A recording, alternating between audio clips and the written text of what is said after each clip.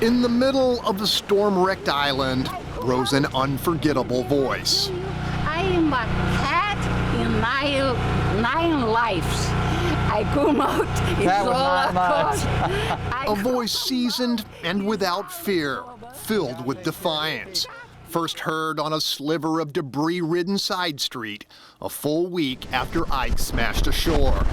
It belonged to Rosa Levkovitz. God gave a life, no appreciate the life. With a single glimpse of her 82-year-old arms, we guessed correctly that while others had left, Rosa had stayed and battled through a hurricane alone.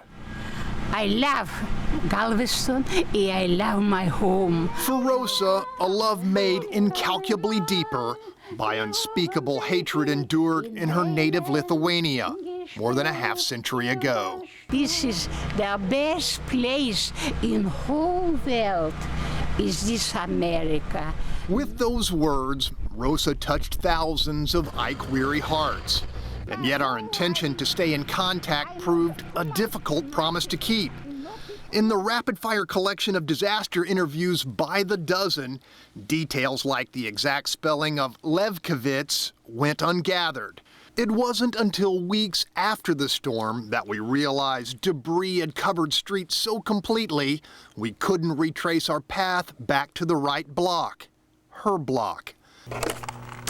Calls to overwhelmed courts, cops, and social workers turned up nothing. No trace on the internet.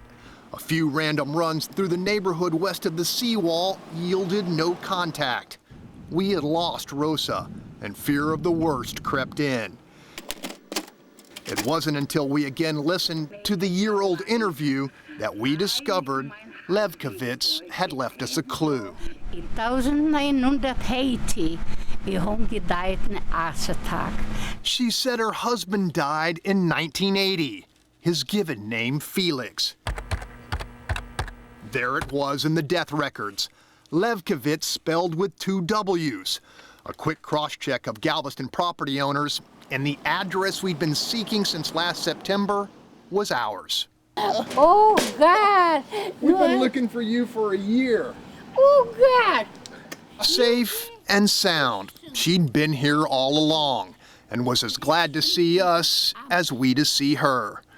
Rosa invited us into the home she'd refused to leave, first excusing herself and then returning freshly dressed down the same stairs on which she'd fallen during the darkest hours of the Category 2 storm. I am happy.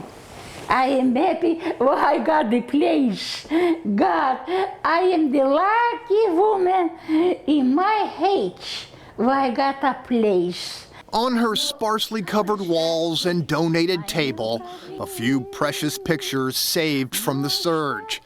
An image of her sisters with whom she'd hid from the Nazis in near absolute silence for 3.5 years.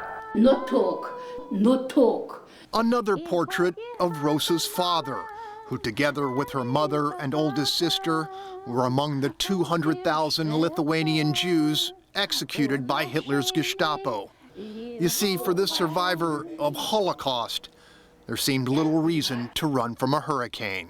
In my life, I saved much trouble. I come out it too. Among her few possessions, a tricycle with which she still sometimes fetches groceries. $3.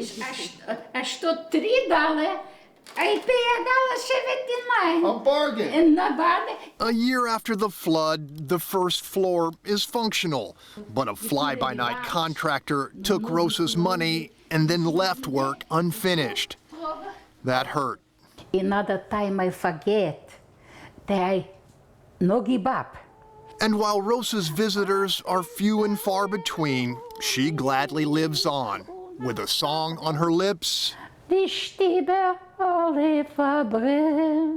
and a certainty in her steps.